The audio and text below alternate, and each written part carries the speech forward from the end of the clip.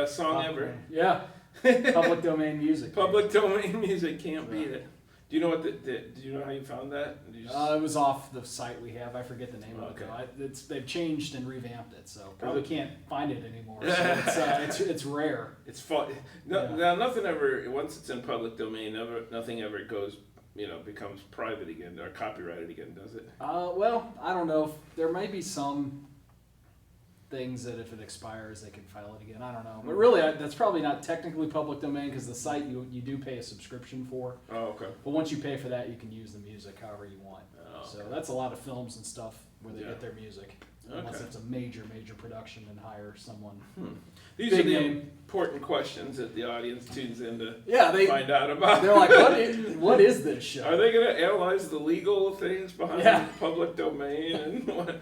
I really wish there was, I don't know, I was looking around, we're going to look at some public domain cartoons later. I wish they had a better, like an ultimate website that just, you could really easy to search and everything. It doesn't seem like it's that easy. I know there used to be the Perlinger thing, but I'm not sure how. Is that not out there anymore? Well, it might be, but when I was just kind of searching around, it didn't seem like there was one go-to No, site. there isn't because it's kind of a hodgepodge of. Yeah, I guess it's because nobody can really make money off of it. They're all, what are you going to have some hot website where everybody's like, hey, where can I get my free? Well, how about documentary makers? They need a ton of free, file footage or what. Anyway, who cares?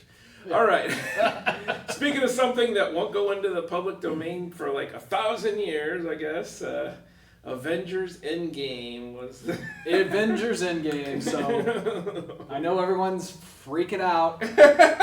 There will be spoilers. Don't spoil it. I'm even going to put a graphic under us saying Endgame spoilers. Spoilers. Because I would be shocked if anyone is flipping through Charter 989 and stops on this show. But I don't want to spoil the movie for anyone. I just saw a headline today that some worker at a Domino's somewhere got beat up because they spoiled Endgame for their fellow co-workers, their pizza-making colleagues. So we don't want to do that.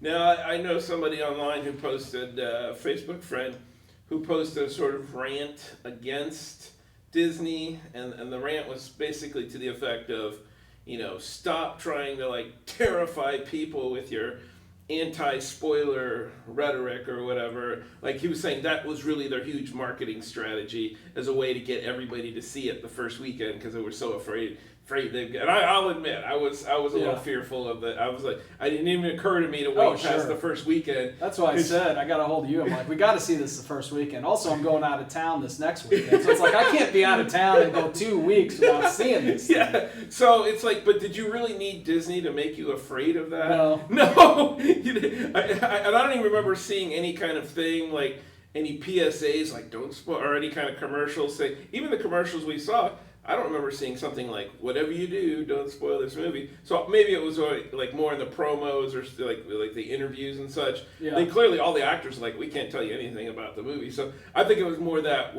the fact that they weren't revealing hardly anything made you think, oh my God, there must be something really big. And they did the same during Cloak and Dagger on Freeform. Cloak and I don't know Dagger! if you've been watching that, but yeah, they would have commercials where Dagger and Cloak were like, don't spoil Endgame. Okay, they did do that. Yeah. Okay. And it's like, first of all, those two characters should have been in Endgame because they were huge in the comics. Exactly. But whatever. I was hoping that would be like one of the twists, like they'd show up Cloak and Dagger. I'm hoping for Wolverine. He's all rooting for. I gotta say, I watched the whole first season of that, and I just haven't I've got the second one on in the old DVR, but that's one I'm going to catch up on over the summer. Has it been a good second season for them? It's been a little confusing, frankly, but of course nowadays I'm like watching it while I'm looking at stuff on my iPad, so it's partly my fault, but I feel like it's a little confusing this season. Oh, interesting, huh? But is it a little more, like last semester was seemingly a lot about building up those characters. Yeah. Did they make it a little more action-y this season? A little bit, and they're kind of going on their separate paths. Okay. They kind of get into a fight about something, and so Cloak is doing her thing, and Dagger's doing his thing with that cop. Dagger's detective. the guy. Yeah, Dagger's the guy. In the comics, remember, he tried to absorb, because they haven't gotten to this part yet in the show, but Cloak can absorb people into him and put him in this dark realm. Like, maybe they have, because I think he kind of goes into that a little. But he absorbed Thanos into him, and he thought that he would get Thanos and blew him up. I forgot about that. Dang, yeah. Well, they forgot a lot. I was just thinking of characters that we haven't even heard of. Like, remember Hercules? Yeah. I guess they're like, we got Thor, we don't need a Hercules. But yeah, they had like everybody in the Marvel universe. And I don't know if like these, it's not clear whether they're in the universe, but they did make remember in the first season some comment about all the stuff that happened in New York. Yeah. So I think they were insinuating they are. We still don't know what's I'm still curious to see what they're gonna do with Agents of S.H.I.E.L.D. if they're gonna do that whole 5 years later thing. The world is not a complete crap hole. Yeah. I just thought it was so weird, like when Scott comes home and he's like, I gotta rush to see if my people are still alive, my daughter, whatever. And it looked like nobody had ever, like, people were just throwing their trash everywhere. Like, there's still 3 billion people in the world. We can find someone to pick up the They're trash. shipping less trash. we got half the people. So you're like, who cares anymore? Yeah. That was funny. It looked like post-apocalyptic kind of. I guess the notion would be if something cataclysmic happened, there would be like a huge, stock market would crash and maybe just a lot of goods and services and banking would all kind of, and maybe even stuff like. That's why they're eating peanut butter and jelly. Yeah, because there's nothing. But of course, that's one thing that at Stark, whatever, Avengers. That's the one thing they didn't seem to. They were fine in their nice little building and everything, just trying to help out the world and all that stuff. So I thought that was one cool thing about the movie. I haven't heard too many complaints about it, but Wesley was saying he thought it was just you'd seen a lot of this before. I'll say one thing I hadn't really expected them to do, and I hadn't really seen before, was like they didn't just do the whole Thanos did this crazy stuff. They did take some time showing the after effects and people grieving, and like Captain America's going to that support group, or he's leading a support group. And I thought it was kind of a little bit poignant when his name, Ant-Man, his name's Scott, right? Yeah, Scott. When he's looking on the wall of names, trying to make sure his daughter's not on it and everything. So I thought that was an interesting way to start. It's like, I thought they would just go like, okay, more super action in this movie. But they took a lot of time working on the characters. And of course, some of it was funny, like Thor turns into the Big Lebowski. Well, he stole the show. He was the best character in the whole movie with his persona, this depressed, fat, drunk persona. And then two of the creatures from Ragnarok are just living with him, like playing Xbox and hanging out. So that was a great it was funny. Comedic element to it. It was funny, but it also seemed like that's how some people would cope with that kind of loss or whatever. They would just kind of try to numb their feelings with, video games and beer, and so that was cool. What about the whole time heist? That was a huge. Well, that was something I read, just an online comment. That was a criticism someone had, was that they didn't, it seemed kind of random how they figured it out. But again, it's not like they're going to spend 30 minutes of the movie explaining quantum physics. You just kind of have to say, okay, these guys are really smart. They're going to find a way. We're not questioning how Ant-Man can shrink and go into the quantum realm, or how aliens are, it's part of it. But they just thought maybe they kind of threw that part together a little bit. Well, the one thing that, I guess the suggestion from what you're saying, maybe it was like, they had 5 years, and then they suddenly figured out in whatever it is, 2 weeks or something. I don't know how long they're actually working on it. But the thing they didn't have in those 5 years that made time travel possible was the PIM particles or whatever, which I'd totally forgotten about. But those little things with the red fluid or whatever, apparently if they didn't have that, they're not doing any of this quantum traveling. And maybe even the machine that I guess it was Hank Pym invented, that was part of the thing. Right. I'm sure once they saw it, I guess Tony and Bruce could rebuild it or something like that. But either way, they were still using that van. They built a bigger thing and a stage. Well, they needed, I guess, Ant-Man to kind of have the epiphany when he was in the quantum realm about time moves differently, and maybe you can even use that to travel through time. And that's, it's like, and then someone also said, like, why did they have to return the stones?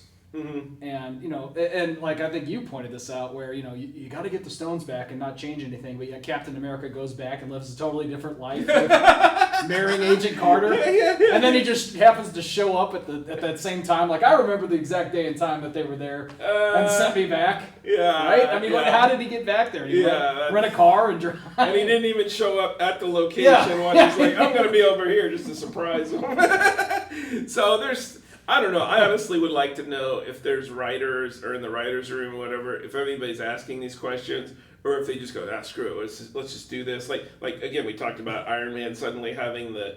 I assume, and that's the thing. It's like we're having to write the script for him now, or assume that, like he has the one gauntlet that's clearly meant to accept the stones, and I guess the assumption is that he made it so that the other gauntlet could also receive the stones.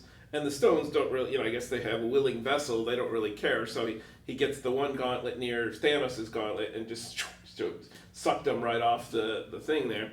You wouldn't think that's how they work when somebody has control of them. But, and then you wouldn't think Thanos wouldn't notice. Like he starts to, didn't you notice you're like missing that huge energy? Because when Hulk had it on, it was like, I can barely hold this friggin' thing on. So, like he's like, well, it didn't work. Let's try it again. Oh no, he's got this. That was cool though, however illogical it is, that whole I am inevitable and of course the I am Iron Man line. It takes us back to the very first movie, which apparently was an ad-lib line that they left in there. Like it wasn't scripted for him to say he was going to not reveal that he was Iron Man, but Robert Downey Jr. just kind of threw it in there, and they kind of like, that sounds good. We're going to have him reveal he's Iron Man. So that's kind of cool little callback, as they say. So what other things?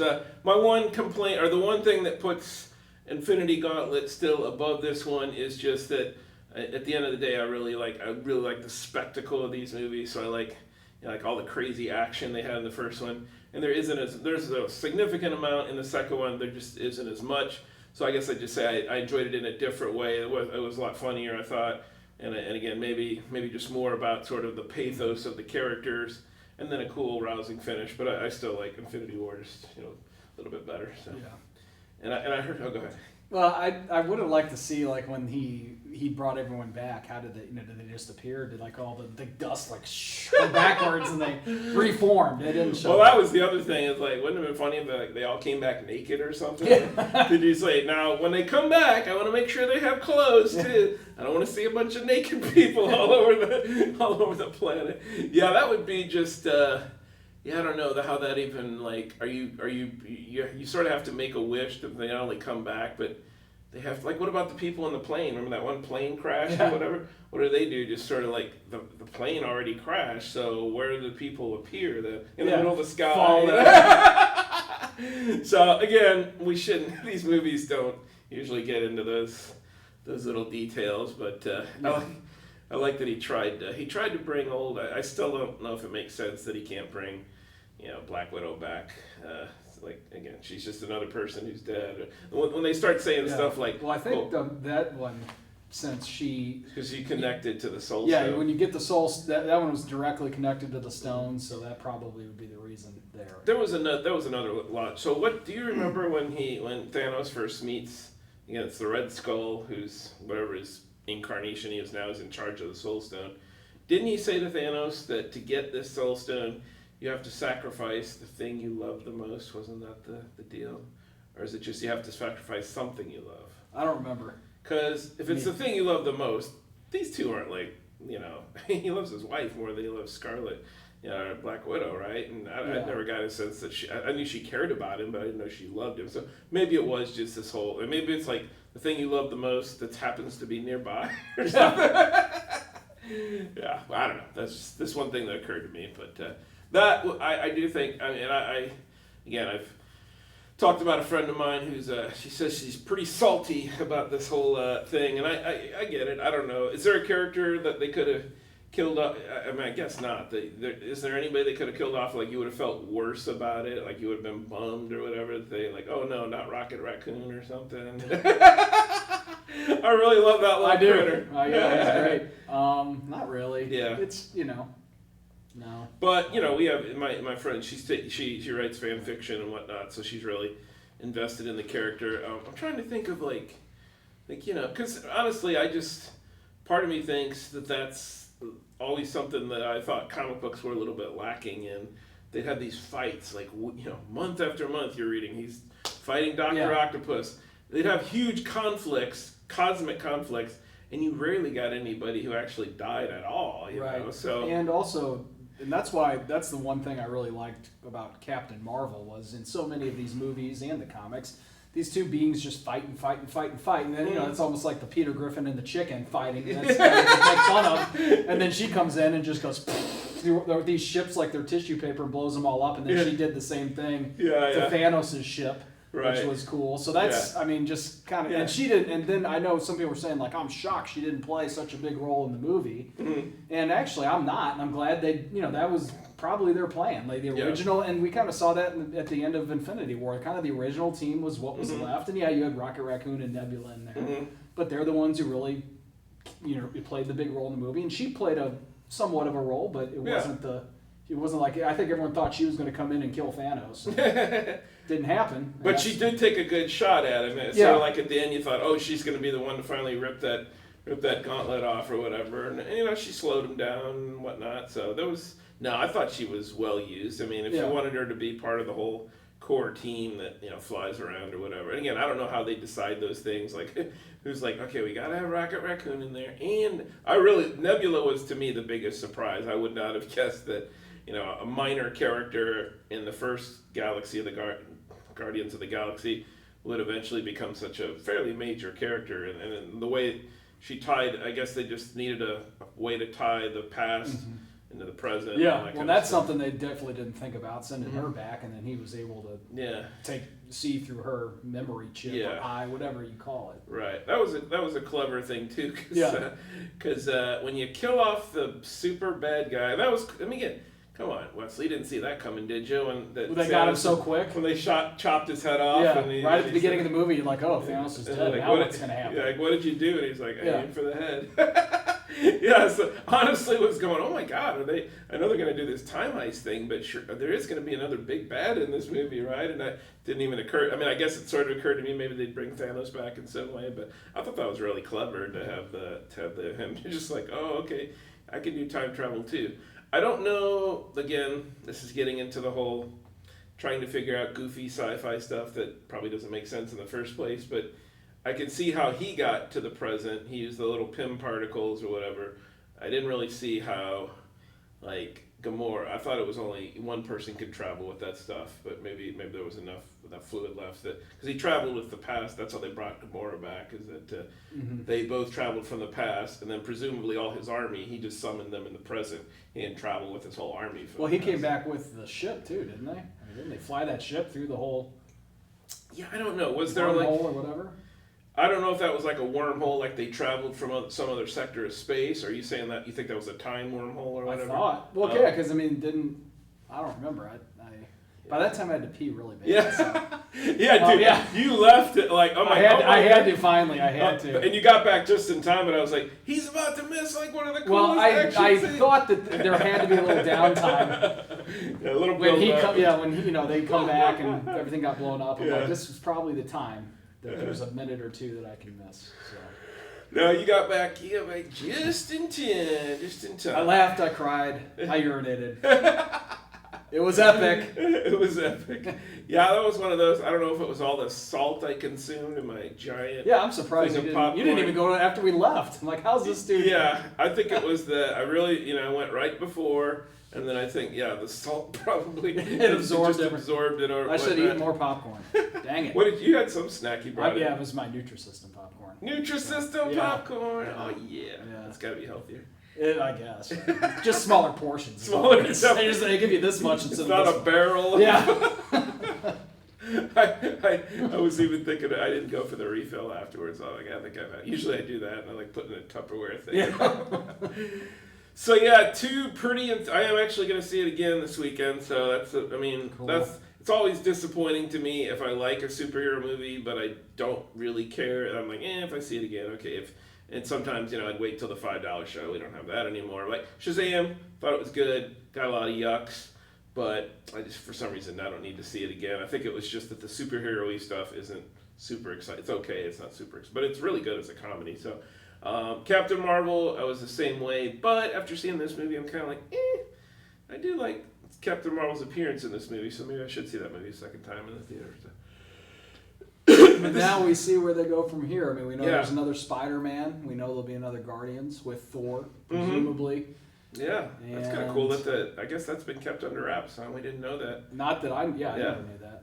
Unless they just do some goofy thing, like where they drop him off somewhere in the That'd first be 5 lame. minutes. Yeah, that would be lame. Like, but then they might. Who knows? There's like, I gotta get back into shape, dudes. Drop me off at the fat camp.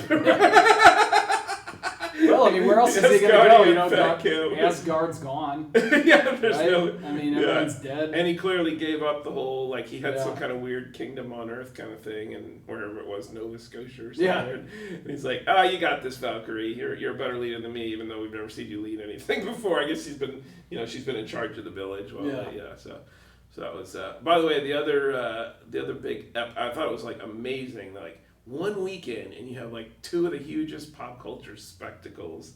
You know what the other one is? Did you see it? Yes. Okay. Game of Thrones. So more spoilers. Need that warning thing. Oh, I don't have a graphic for that. That's okay. Well, we're telling you. Yeah. Stop watching now if you don't want to be spoiled for Game of Thrones. Everyone should have seen that by now. Well, they should have, yeah. But you could say the same thing about Endgame, but I know people... But Game of Thrones you're watching at home, though, so... That's true. You're right. So there's no, like, nothing keeping you from it unless you're just, like... Unless you're really lazy. Really lazy. So what's the thinking on that one? Well, really, the two thoughts I had, I heard other people say on Monday, and I know they were probably going for this, but really dark and hard to tell what was happening. Yeah. And I know that was probably maybe their intent. Although then I read an interesting article someone shared about how that's just a problem in general with digital signals. Yes. And you're compressing them and it's harder to see. Yes. And I've noticed that before and things. I mean, if I'm, a lot of times I'll wait to watch something like that, and we did this time at night when it's dark, have all the lights off, because if you're trying to watch that in the day, you're not seeing anything. Now, again, they were probably going for that. It did have the cool feel, because if you're fighting dead people out in the pitch dark, but why not have the dragons light something up so you can see better? And you've got torches that you can... and the Wed Rich did that a little bit. But and I will say I can handle a lot of sort of mood lighting or whatever you want to call it, or like you said, going for... Like, I did think it was clever. Initially, I was worried, like, are we actually going to get a fight scene here? But I thought it was clever that they sent the Dothrakis out there. And that was suddenly a cool scene. Saw their torches extinguishing. That was kind of cool. But I will say something is off about that whole digital projection to where, like one of the first scenes we saw, it was like Ser Jorah, or... No, it was this. Who was the Onion Knight? Was that... Davos. He's walking somewhere, or maybe it was Tyrion walking somewhere, and it looked a little kind of like herky-jerky, so I was like, is HBO having a problem? Like, they're trying to project this into too many homes, and something's... I didn't notice that in the previous two episodes, and suddenly I'm, like, noticing a little blurriness, or a little weird... I don't know if it's pixels, or... Sometimes, occasionally it looked like you had some screwed-up, YouTube video that wasn't quite... I think it's a combination of things. I mean, the digital signal itself, then a lot of times, if you're getting it over the web, they're compressing it further, which is kind of, it's kind of strange, because I think, like, with 4K and the cameras, I mean, actually you're supposedly supposed to be able to do lower light things more effectively, but then when it's compressed so much, I think that, I have a really good TV, so I think for me it probably wasn't as bad as for a lot of people. We have an OLED, so that is meant for darker scenes and stuff. Oh, okay. That's but a lot of people don't have that. I splurged on it, but I don't expect anyone else to. But even with us at night, dark, all the lights off, it's still... Sometimes you see a thing where it's almost like a weird halo effect around something. Yeah. Did you see any of that? Well, I think on the OLED that doesn't happen because of the way it does the pixels. Dark black is really black. On other TVs, black is really turned down light. Yeah. And so if it's a dark scene, you're probably going to see kind of that pixelization a little more. Maybe. I was thinking, you know what? I'll bet when I watch this again on DVD, on my crappy old DVD player, it's going to look a little bit better than it did on this thing. So that was a problem. But I will say... there was a lot to see. There was just some scenes that were better lit or whatever. And the other thing too is that, like, the whole fast cutting thing, some of the zombie things rushing around are cool. When you just see zombies, stuff like this, what does that do for you? I guess it's emphasizing the frenzied nature of it. Like, I guess so, yeah. I mean, honestly, I still want to know. Just give me one explanation of, like, how do the dragons know who to torch, right? They're going in there and they're lighting the place up and they're not hitting any of the good guys. Come on, you know. Right. They can go, oh, there's zombies. I'll torch them and not those guys over there. Maybe they can smell them because they're dead. Yeah. Hey, that's good. Just Yeah. give us a line like that. They're like, these are like, you know, forget about your little bunker busters or whatever the U.S. mail. We can really target the enemy. We don't take any, no collateral damage. I mean, just show me like one Dothraki going, oh, you got me, bro. Yeah.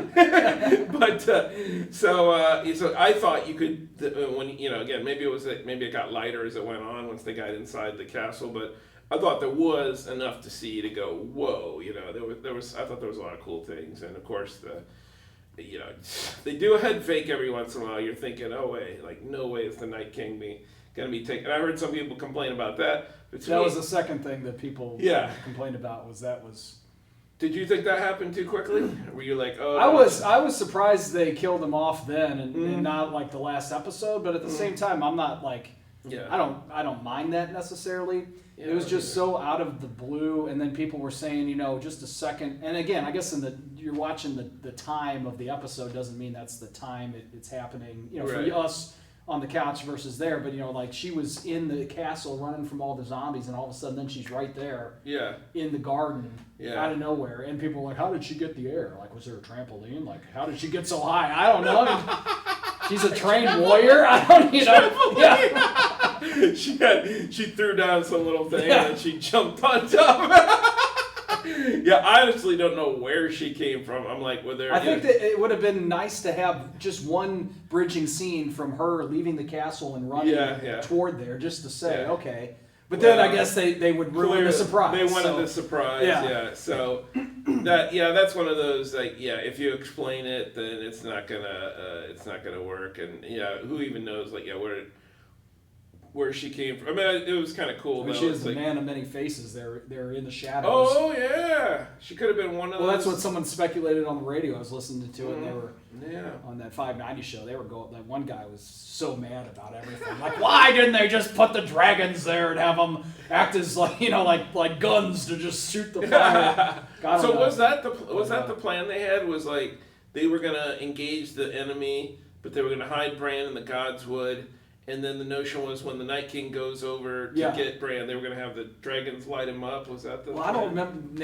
I don't know if that could have definitely was the plan was to put Bran there and have him draw the Night King in. Right. Now how they were going to kill him after that, I don't know. Because would the dragons even kill him? I mean, you need that. Yeah, that's that a question. Dragon glass or whatever it is, and she had that. I never heard what the plan was. They never really said. I mean, he was going to draw him out. I don't know. I'd have to watch. Maybe it was John with this whole Valerian steel kind of thing or whatever. But he was never there. Why wouldn't he have been there with him? Yeah, he was trying to get there at one point, but the old Blue Flame blocked him or whatever. So that's.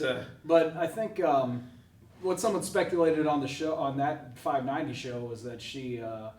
Was using the many face technique to look like the dead to run through them and they didn't see her. Could be. Well, that would have been cool to see. Then they said, But at the same time, you're right. They wanted the surprise of her coming out of the shadow, and then he grabs her like, oh, she's dead, and then she drops the dagger. Like a move she did earlier in the show. Apparently, she learned when she was fighting with that one guy who was training her. She had done that earlier. Yeah. Dropped the thing. Or he showed her to do that. Cool. I didn't remember that, but they mentioned it as a callback. Yeah. Wow, man, callbacks I can't even remember. Well, that's the thing. The show's been on for 9 years or whatever. You're not.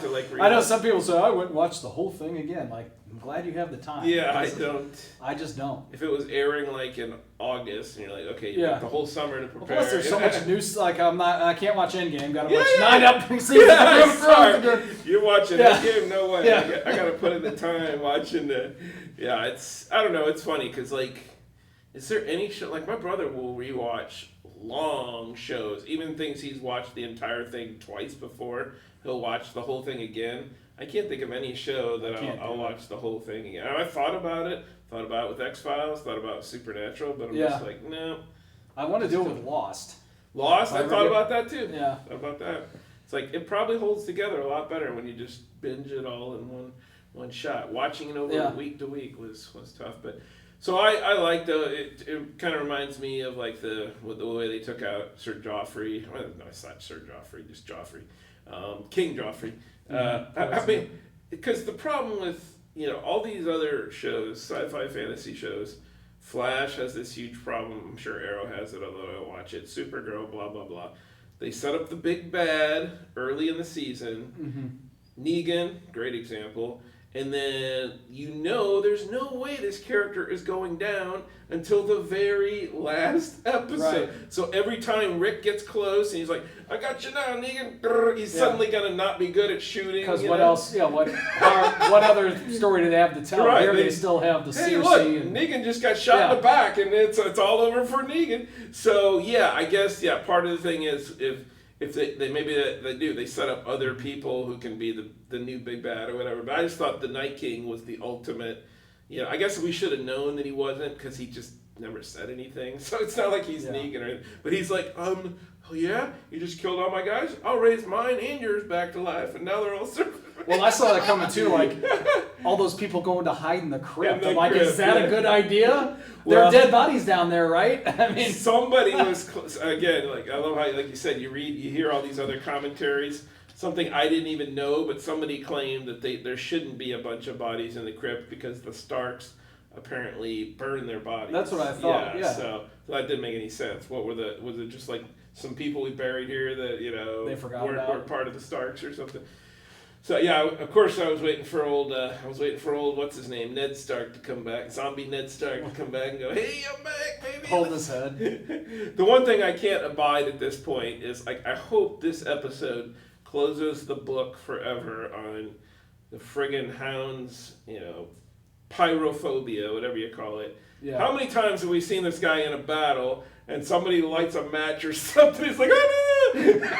I'm like, get it together, dude. It's zombie horde time. Well, and the final thing that I will say, that was funny. Okay, so if the Night King touches someone, do they die? Because someone was saying, how did he grab her and she didn't die immediately? And then someone said, well, she's probably with child because she had sex with that dude for the first time, and so she's pregnant, and that means she didn't die. Well, I don't know if that even comes together. How would that make her immune to being? I don't know. Yeah, you think that her and the kid? Well, because they always want babies, so they. Oh, I don't know. Yeah. I'm not saying it makes any sense. That's just what I read, and then someone's like, "Yep," and then the heir to the Iron Throne will be her son. She's gonna have that kid in the next 3 episodes. I mean, that's right. The bastard guy's gonna die, and because he's the heir right now. The bastard, Robert's bastard, right? Bastard, blacksmith bastard. Well, Jon Snow would be, right? Yeah, Jon Snow. I mean, all these people. It's like when they had the initial, what started the initial thing where they suddenly were all warring. I can't remember what it was. Oh, when Robert died. Baratheon dies, suddenly 8 different people say, I've got the claim to the throne. Yeah. So yeah, Dany says she's got a claim, but other people are like, oh yeah, well, we're over here saying we got a claim. Jon Snow, if he had, now he's got. So I don't know, I don't know if Baratheon, if the last king, if we find out, oh, this dude's got a son, does that make him, again, he probably doesn't even want it. He's like, you're just going to get killed if you're on the Iron Throne for very long, but it doesn't seem like the, pursuing, kingly stuff kind of type, but, so I don't know how that all is going to work out. I guess they're shaping up to, the final battle is just going to be Cersei versus everyone kind of thing. Cersei, I think so. And the whatever company, something. And then you'll see how many people do they have left in the north, because a lot of people did get taken out. So are they going to not have? Yeah, who are they going to have to march down there with? Because they did mention now we go down there, so that's what's. Maybe it's the notion that now that they've taken out all the other dead people, like those people who didn't join them, because there was a couple people who didn't join them in that battle. Yeah. And then they go like, hey, look what we just did, want to get on the good winning side, take on old Cersei. I just don't know how massive the army is from what they call the Iron Isles or whatever, Iron Islands. Or Euron Greyjoy, I think, and then you got this. I don't know what they're called, the Golden Company or something. I guess they're just a group of assassins or something. I thought it was the bank. There's some... Yeah, the bank. Iron Bank. But no, maybe they're just bankers. Maybe they don't. Anyway, it's hard to say. Of course, some people said that Cersei had sex with Euron just to sort of give cover, to say he's the father or whatever, even though we know Jaime's the father. But it's like... She's like, get away. Oh, all right. Come on.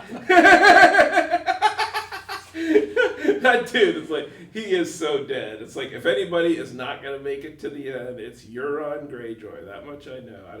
I don't know who else I can predict. I could have easily predicted that Theon wasn't going to make it. And Ser Jorah, no, I didn't think he was going to make it either. So, like, and then some of those guys even talk, like the bald guy, Varys, he could die at any minute. Nobody cares. Yeah. Tyrion, no way, not going to die. Arya, I thought, well, maybe it wouldn't be a big twist that she kills this guy and then suddenly she gets taken out somewhere. We know the Mountain has to die, right? We can't let him be alive at the end, that big hulk of a Frankenstein thing. Oh, yeah. The Hound is his brother, has got to take him out, I think, but I don't think he's going to make it to the end. So I don't know if there are any other major deaths. I thought maybe they'd take out Jaime in this one. Jaime, he's the one I think. Yeah. He's like pretty huge character. But he's done so many terrible things, and he's done some good things. I think, he'll end up sacrificing himself or something. And Cersei probably has to get murdered, too. So those are my two big. Cersei and Jaime are probably going down. Not sure how it's going to work out in terms of who's got... And I'm still not sure we've seen the last of the Night King. I've heard theory, like, somebody at one point thought Bran, like the Night King was a future version of Bran or something. So maybe... Well, how did they said walkers are men, so have they ever really established how the Night King even came to be? I don't know. I think maybe he did a little hoodoo or something at the end, and so somebody's going to get infected or whatever. Yeah. But I didn't realize, too, when you killed him, all the rest of them died. I didn't realize that. You didn't realize it? Oh, you didn't. That was their plan, though. They were like... And I don't know... It's like, how can you count on that plan to work? It's like, what is this, vampire rules that you kill the head vampire and all the other vampires die? Like, but I thought it'd been funny if like they killed him, he dies, and everybody's like, okay, well, we were tired of that guy anyway. I'm the new leader of the night. Of the, what do they call them again? The White Walkers. The White Walkers. I think they got the Army of the Dead. Well, the dead are the White Walkers are the the Night King people. Oh, the dead are the dead. That is different. People were trying to call them the same thing the day after. But I don't think they're the same. You're right. I was just calling them zombies, Yeah, zombies, like, zombies, whatever. Yeah. White Walker, but no, they're not White Walkers. White Walkers are the white. Yeah. Most of them had long hair and beards, but that dude has horns. Although that one time, they showed they called it a White Walker. The first time they showed one of those, he was like some dead body they were operating on or doing something with. And not Winterfell. What is the place where they had the wall? Whatever, the wall place. That was like the first time they showed a White Walker, and I think they called it that, but it was really kind of like a zombie-like dude. So who knows? Maybe there was some. Maybe. Well, then right at the beginning of the show, one came and stole a baby, right? I think that was one of the first scenes. Oh, really? I think. Okay, I forgot about that. Because the whole first season really didn't see any supernatural stuff, and I said that, and my friend's like, no, remember the White Walker came and saw his blue eyes, and it. Oh crap! I forgot that. Yeah, but you didn't see any dragons or giants or any of that. I thought the whole first season we were like, there could be like no magic on this show. That's what I thought. It could be like there's nothing. They just tell stories and then nothing ever happens. So I really thought it was. So I'll have to go back. And I think that we did see a White Walker right off the bat, and then nothing for a long time. Time to just start binging the whole thing, man. I guess I will. Got to quit our jobs and start get up tomorrow morning and put in season 1, episode 1. Get it done. So. Well, I think we've hit the highlights. Yeah, we've talked a lot. We got the basics. The two big pop culture events of the century. Hopefully, when we have that final Game of Thrones battle scene, somebody will turn on the lights. Just make it a daytime thing. I mean, the weird thing is that to me, one of the best battle scenes of all time was set at night, and it was that battle for the wall, whatever they called that one, the Watchers of the Wall, I think it was called, whatever. And that was like a friggin' cool episode, and I remember seeing everything, and again, they had torches everywhere and everything, but so it's not that hard. You can just get out some, what do you call it, Klieg lights or whatever, and just light the scene. Come on, people, get some moonlight, and you had the dragons, like you said. So I really thought. I thought that we were down to one dragon, but apparently in the next commercials we still have 2 dragons. Yeah, so that wasn't clear. But I guess now we know, right? Yeah, he was resting. He was like, okay, I flew all those zombies off of me. It was like, was there a lot? Like, did he have that many zombies on him that they just kept falling from the sky off of this dragon? And then he finally was like, okay, I'm gonna take a nap. All right, folks. Well, we've got a goofy little cartoon, or what? We're going to show 3, or we 3 in a row. 3 in a row. There are Of 15 minutes total. Not 15 total. It's very, minutes. very strange. This is like the end game 3 hours. We go 3 installments of like 5 minutes each, and it's Colonel Bleep. And Bleep. it's a crazy team of heroes with Crazy a puppet and a caveman, along with the alien. All 3 have come together from the past, the present, and the future to team up against Dr. Destructo. It was the end game of its day. It really was. The Game of Thrones of its day in cartoon form. So stick around, folks. All right, we're going. Is this a countdown? I think it's some kind of club mix. Yeah, that's a DJ turntable. And now stand by for adventure. Oh no! 3, 2, 1. You In the exciting story of Colonel Bleep's arrival on Earth. That was cutting edge, Ben. Colonel Bleep, Shaky cam. Yeah. interplanetary intelligence agent for the planet Futura. Was he on a unicycle? I guess. The whole transportation thing seems a Dr. little sketchy. Yeah. Honestly. had at last been captured and was at this very moment a prisoner in a space bubble in the outer ring of the planet Saturn. And now the Futuran High Command had ordered Colonel Bleep on a new assignment, a top secret mission to investigate reports of disturbances on worlds of outer space, the distant planet Earth in particular, to observe its places, people, and customs. It was therefore only a few days later that the giant telescope at Mount Palomar Observatory first gave news to people of Earth of Colonel Bleep's approach. Powerful lenses focused on this curious visitor from the outer world as he flashed past the planets Uranus and Neptune, and then rapidly spanned the... They're really getting specific on this origin story. I mean, can we just say he came to Earth and we saw him? Futura had only recently become interested in Earth. To Futurans, the Earth was only a small planet revolving around a minor sun of the Milky Way galaxy, and hardly worth investigation. A bunch of hicks down there. We don't need to worry about that Earth. On July 16th, 1945, they had observed what appeared to be an atomic explosion. Oh, wow. Oh, no. These are supposed On to the do Earth planet. something. As time went on, Futuran Futonic radar This scopes requires our recorded an attention. increase in the number and fury of these explosions. And in the Earth's stratosphere, even the rocket trails of Trivializing our whole planet missiles were thermonuclear observed. To Futurans, these expansion. were signs of trouble. Trouble in space, and trouble anywhere in space is the concern of the Futura Interplanetary High Command. And so Colonel Bleep has arrived. Colonel Bleep And the exciting adventures of his new secret mission are about to begin. does the splits. He's very flexible. Bleep are 2 unusual companions to share his exciting adventures. First, there is Unusual's putting Squeak, it mildly. a happy-go-lucky boy of the present, very much like you, except that Squeak is a puppet. So and he's cannot not speak like a us single at all. word, because, as you all know, a puppet cannot talk for himself. But I've Squeak heard is that. filled with Yeah, curiosity, as all boys are. And you all know So the no trouble origin story there. can often Just he bring found a about. talking puppet. A sentient Second, puppet. there's Yeah. Scratch. An Now, expert on this the is an past, origin who, story. like other cavemen, should really have become extinct several thousand Is years everybody just ago. going to sit But and Scratch fell split? asleep Camera and slept in, right camera through out. the evolution of man. He just slept through millions of years of evolution and lived. He's not even an ice or anything. And then he got what? Blew him Blown right out awake of the by past the... and Yeah, they do. Scratch, like most cavemen, is sometimes a trifle He turned slow into at the Hulk. catching on.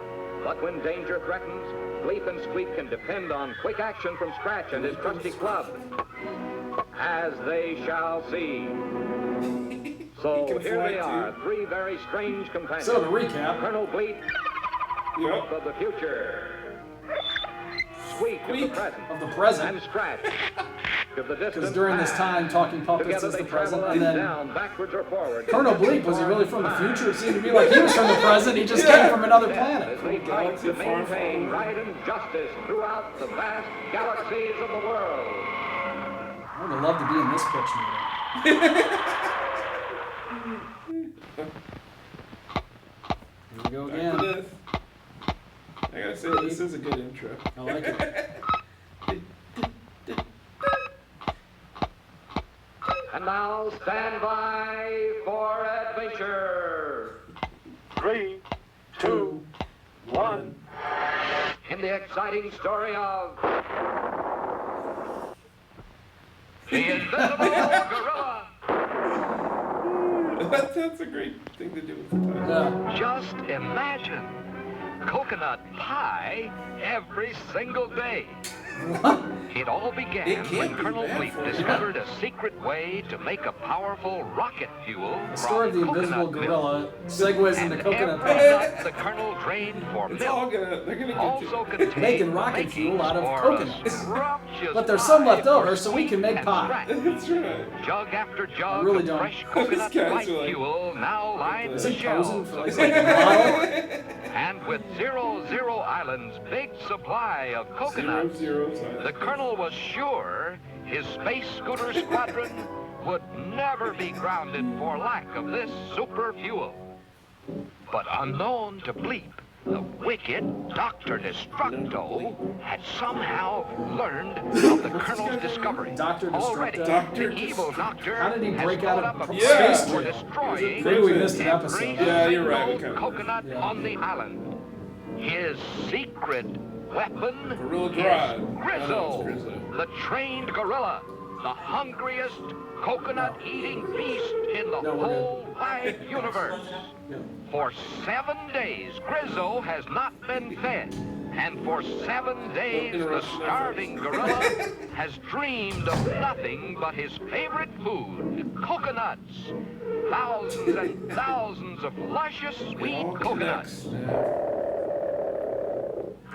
Grizzo. Are you hungry, Grizzo? Good boy, Grizzo. Today you will eat every juicy coconut on 00 Island. Do you understand, Grizzo? Good boy. Good boy, I've been starving you for years. Make you invisible. Aha, good. Now, off you go. And remember, eat every coconut on the island, Grizzo. It seems to me they already The have next rocket morning, fuel. there Though. was serious trouble on You Bleep's know, Island base. I guess the ship flies Poor itself. Scratch Yeah. had found only one coconut in the whole jungle. This meant an end to Bleep's rocket fuel discovery. And even worse, to Squeak and Scratch, it meant no more of those luscious coconut pies. That's the only With reason they great can. care, No more Bleep pie. drained each precious drop of milk from the last remaining coconut and quickly processed it into rocket fuel. With equal care, the puppet prepared their last coconut pie. But in a flash, the pie was gone. In one piece, without falling bewildered apart. Scratch, holding the empty plate.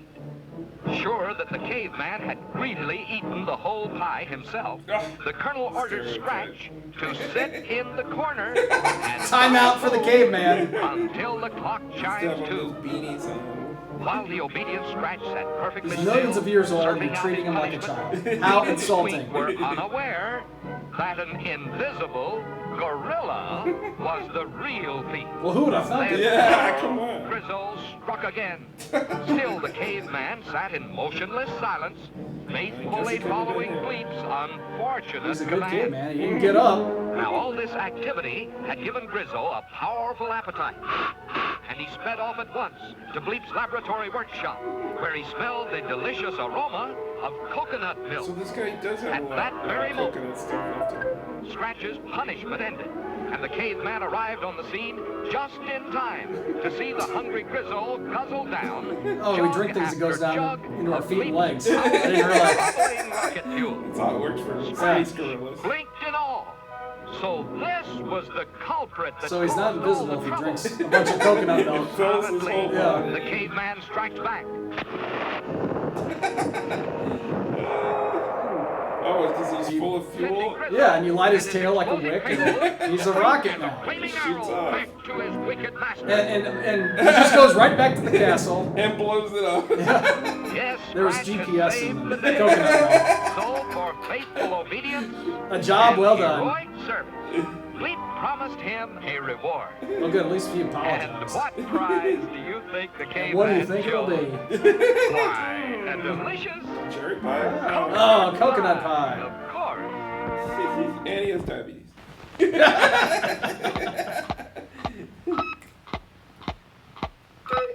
One more, folks. One more.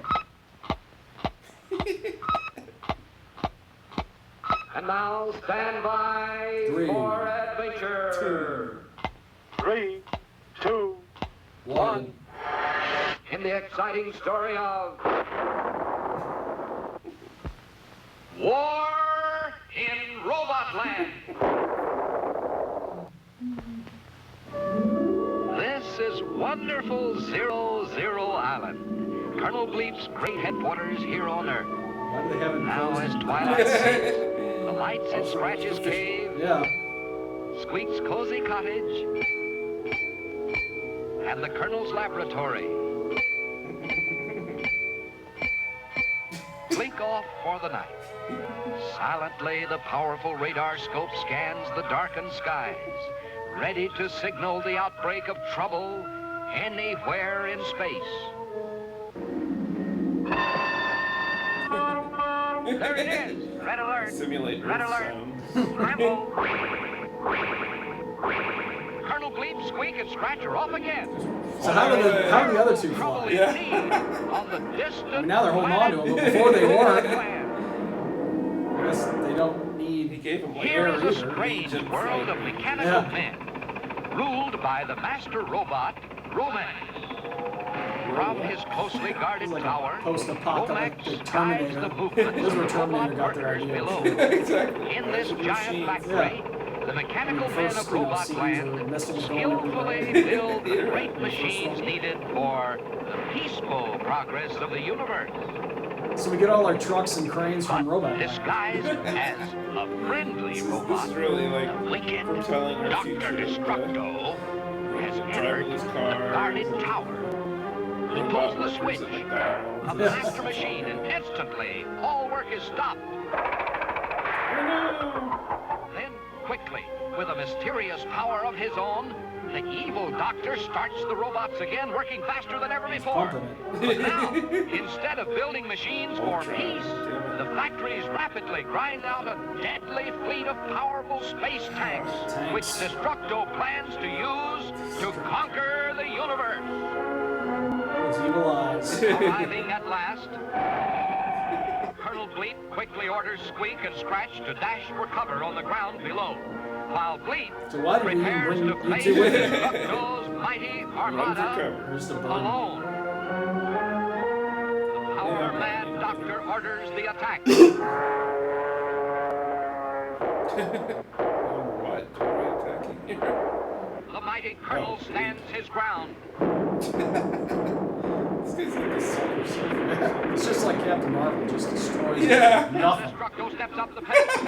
A steady stream of the deadly robot weapons pours onto the firing line.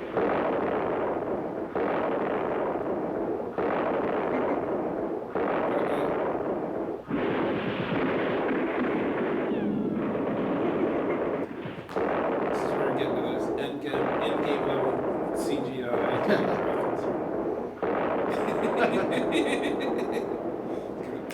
How long can Bleep withstand such overwhelming odds? If only Squeak and Scratch could break through the solid steel tower insane. walls and gain control of the master robot. He needs his little buddies to help him. Look, the cannon can still be fired. But what about ammunition? Oh no! Scratch has volunteered to be a human cannonball. Ready, aim, And then fire. Scratch explodes.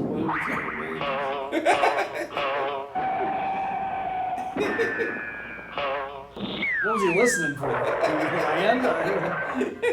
Quickly, the caveman pulls the switch.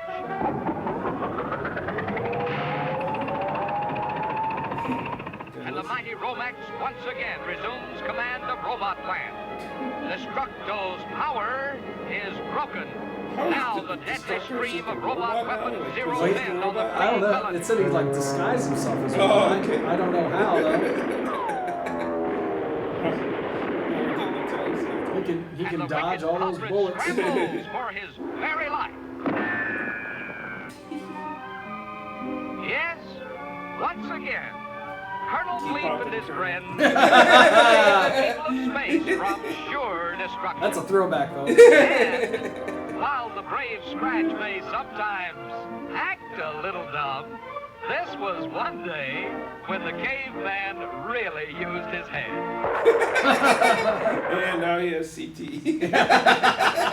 Wow, that was That was something. it. Really was. I never heard of that before. Pretty obscure, I guess. Me but, neither. That's so weird. I mean, there's got to be a few more of those things. Where It almost seemed like that was something they showed, like, you know, between other cartoons or something. It's got to be if it's like just 5 minutes. Or Howdy apiece. Doody or something. I don't know.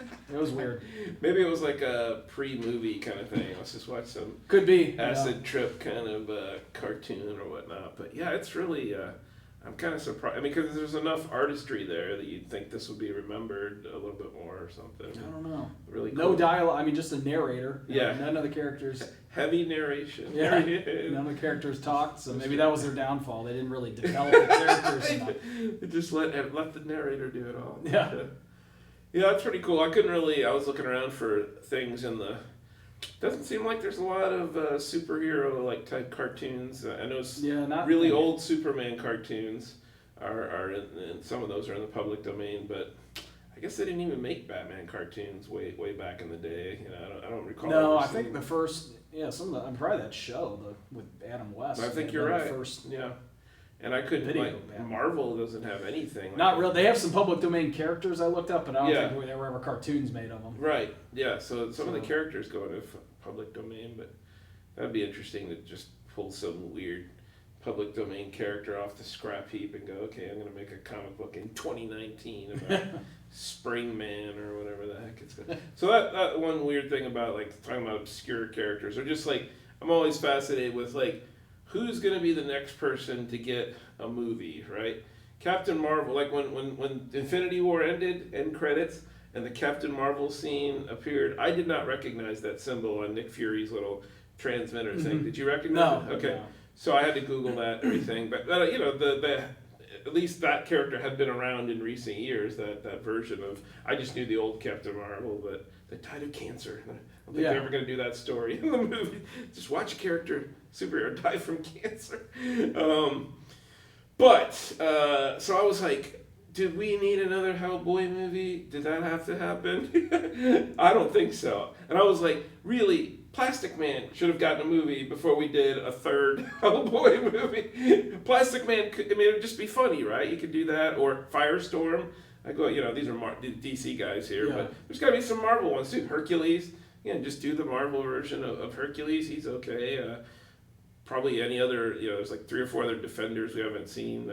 Or actually do a real Defenders movie, not that thing they did. I mean, the thing on Netflix, it was okay for what they were doing, but the real Defenders are like the Avengers. They're really flashy and they got all kinds of crazy powers. They're not like just like street people, street fighters and whatnot.